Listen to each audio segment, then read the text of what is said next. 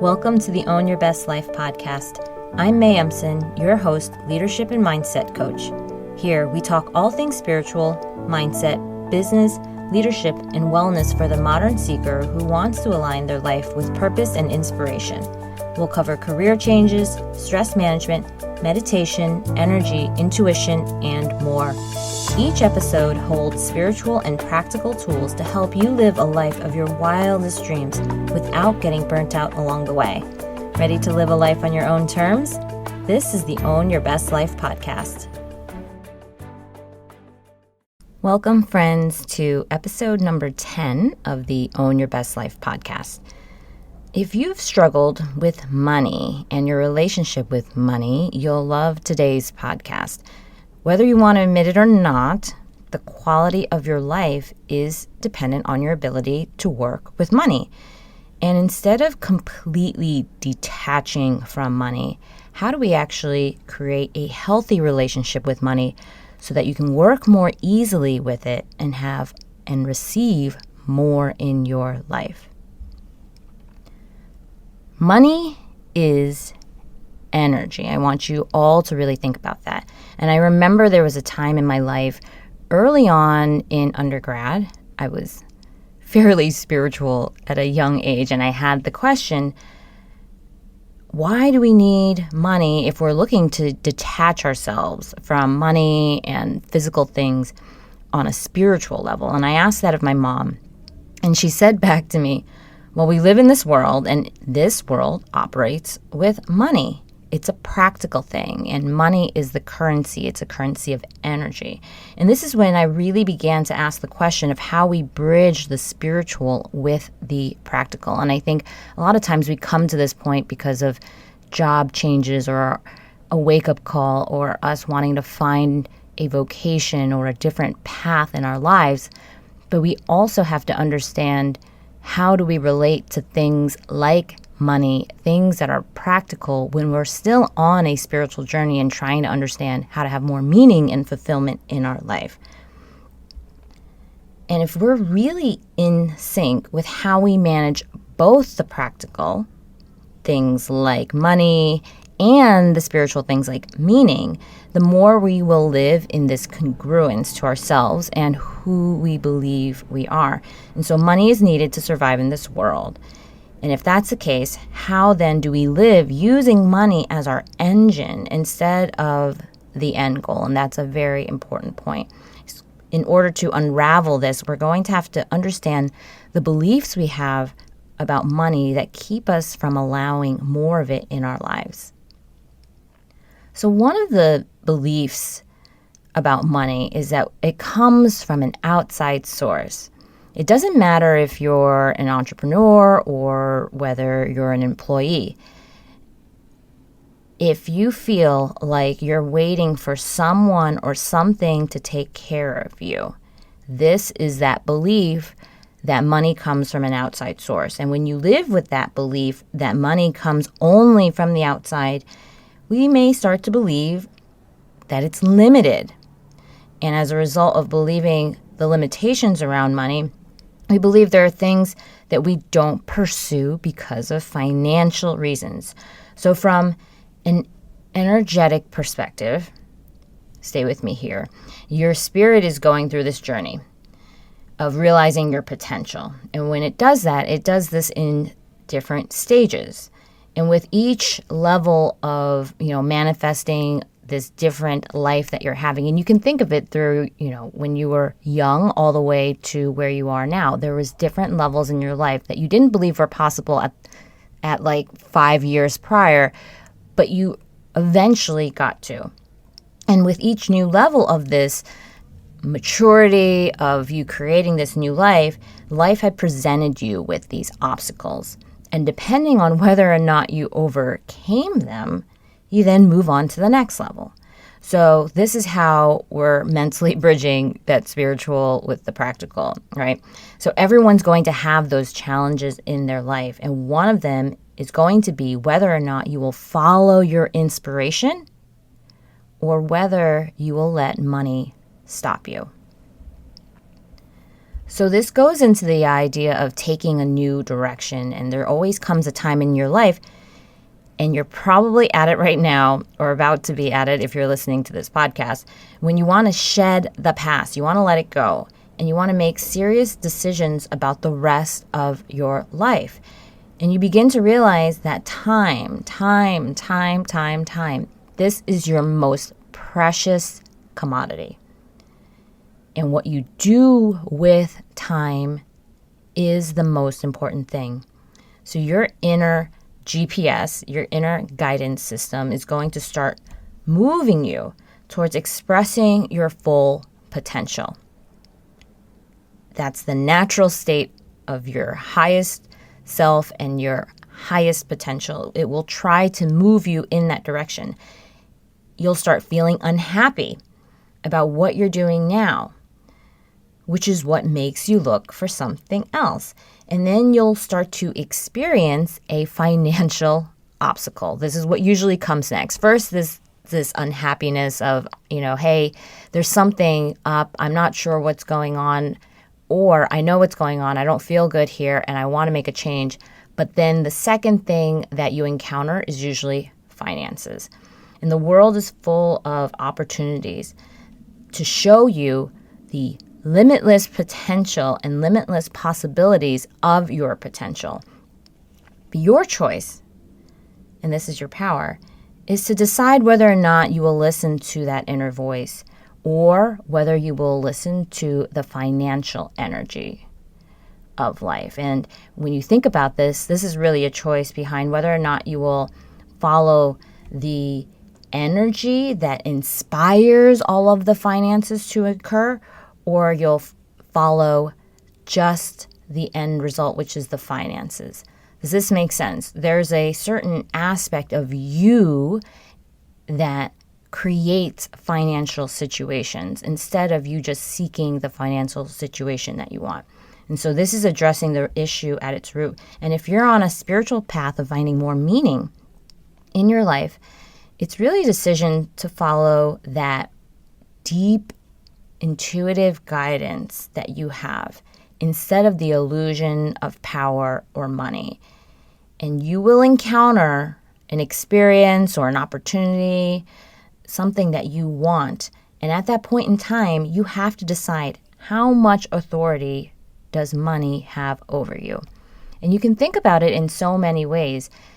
There was probably education that you pursued, and you decided that money doesn't have authority over you at that point because you want that thing more than you cared about the money, and you knew the money would follow. You would figure out a way. And so there's all these other areas in your life that you're likely making the same kinds of decisions, except not in a way that serves your potential because it's different from what you're doing today. And so the question is, do your finances control you? And one of the other beliefs that keep us under the control of money and keeps us from receiving more is that we believe that money actually victimizes us. If our bank account is low, our self-esteem is low. And when we have that kind of belief, we then start to seek people or situations with money in order to boost our self-esteem. And this is what I mean by your relationship with money. And you don't even realize that you're likely in a relationship with money and how much your worth is actually tied to money. There's another situation when you get scammed or you lose money somehow because of a poor decision and you feel like a victim there. But this victimization isn't always a bad thing. So like anything, and if you've listened to the other podcasts, you know, like anything, it's neutral.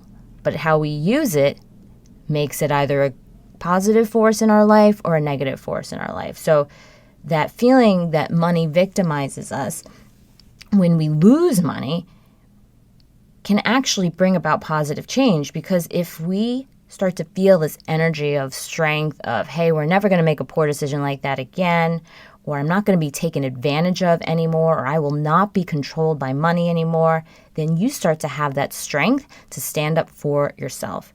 And so that's the question of, do your finances control you? When do you find that inner strength of you versus your finances? So let's talk about power. Power is often associated with money. And with that is the question of, will you sell yourself for money? If you think about it, all your thoughts, your emotions, and actions are all controlled because you're controlled by money. So if finances have power over you, you're essentially going down this path where all these thoughts, emotions, and then actions are controlled by money. And this is something that's actually hard to see for yourself. And you don't realize that you're selling yourself until you just lose it one day. You blow up and you just want to quit a business, you want to quit a job, or you want to quit a relationship. And the question here is, are you only staying because of money? And if you dig into that question, you'll realize that when you start to know better but act otherwise, this is where within your relationship with money that you're using money as an excuse to sabotage. Maybe you feel like, hey, I'm living my best life and doing my thing. I'm really an individual here. I have my own unique thoughts. And there are a lot of outside and outward choices that I've made to, be an individual. But how much of your thoughts around money are still within the social construct? And if it's still within the social construct of what most people believe about money, then you're not completely an individual. So some of these social constructs and norms are, you have to work in a job like this in order to make money. You have to live just like this in order to make money. Money is the root of evil, right? We don't want to have too much, in the sense of we actually think that it could make us a bad, quote unquote, person if we want or desire money. And some other thoughts around money that most people have are, you can't make money being creative. So all of these social constructs are a way in which we are still bought into belief systems that keep us from really acting out our own creative potential, who we were meant to be in so many ways, shapes, and forms outside of maybe the one path that you've lived on today. And so the thing is, if you are in search of your highest potential, it will likely look like something crazy, or perhaps something that you've never done before. This is what's going to be presented to you. In this case, when you face this new opportunity, this new idea, do you believe that your material and earthly and practical things around you have more authority over you? Do your circumstances have more authority over you? Or does the inside world, does your spiritual world have more authority over your circumstances? And this is the question. And if you believe that your circumstances, the earth, material things have more authority over you, you will preclude the entire world of synchronicity, of miracles, and of a speed of creation and creativity that is faster than the material world. You have to leap. You can't just take one practical step backwards. You have to leap forwards towards the things that you're looking for. So this is all well and good, May. But what if I just don't have enough money? What if you don't have enough money and you just need to pay your debts or your mortgage or your rent? And so I want to be real here, because there's all this spiritual talk about abundance or manifestation, but we also need to be practical. And I want you to know that what I'm talking about when I talk about that potential inside of you and really living out your full potential, that is a force that you can always tap into and still pay your mortgage and your debt. The way it happens is your attitude. Your attitude and your beliefs will change the way that you show up in your life. And that is that energetic difference that I'm talking about. So for example, instead of saying, I'm never going to have enough money to do this, you're going to say, you know what? I'm really grateful for what I have in my life. And I'm also really open and willing to look into all the possibilities. And when I say really look into all the possibilities, I really mean that you have to be honest with yourself and think of all the things that you're not doing today that could further you towards your end goals and actually do them. And when I say stay grateful, you have to have that belief that no matter what you are doing today, this job, this situation, whatever you're in, it's somehow serving the larger purpose of our lives. And that this is a two-way street. This is an action you're taking today, and there is consequences. And you don't know, and this is what I mean by the energy. If you really understand how vast this world is, you actually realize that you don't know how many ways that you can actually bring abundance or money into your life. And that all could change in a very short period of time. And I know many of you probably have had times in your life where you're making no money and then suddenly you're making double that amount of money. But then we stop believing that we can, or we stop believing that this is possible for us, or we stop doing things with that same type of vigor and resourcefulness that would help us get to that next level. So the gift you can give yourself today is to live fluidly, live with flexibility, and with a commitment that no matter what your circumstances, all your obstacles can be gone tomorrow. And I want you to imagine, I want you to visualize yourself with the end goal in mind. If you have debt and you want to pay it off, or rent and you want to pay it, imagine yourself paying it all off. And with this visualization, really remove all authority that this weight of money has on you over your psyche, in the sense of just don't make it a big deal, right? You do the thing practically, right? You do the work to pay the rent, you do the work to pay the bills, you get the job to pay the bills, but you don't give it more weight than it needs to in terms of weighing you down. And visualize yourself feeling anything that gives that debt or that weight of authority in your life start to disappear. Just literally visualize debt as a weight that's just coming off of you, or the money that you're trying to make is just coming off. And you think about this. If you actually have debt or something in your life financially that you're struggling with, ask yourself this: does it serve you? Does it serve a purpose? If it doesn't, then you don't need it. Right? If you are like, I'm ready to get rid of this debt, or I'm ready to start paying with more abundance, I'm starting to feel the need to make more money, you have to actually ask yourself, does it serve me? Because this is sometimes the way that we self-sabotage. We use money as a way of saying, hey, I can't do this, or I can't pursue this job, or I have this debt, therefore I have to kind of, only live like this and not put a ton of money into something else.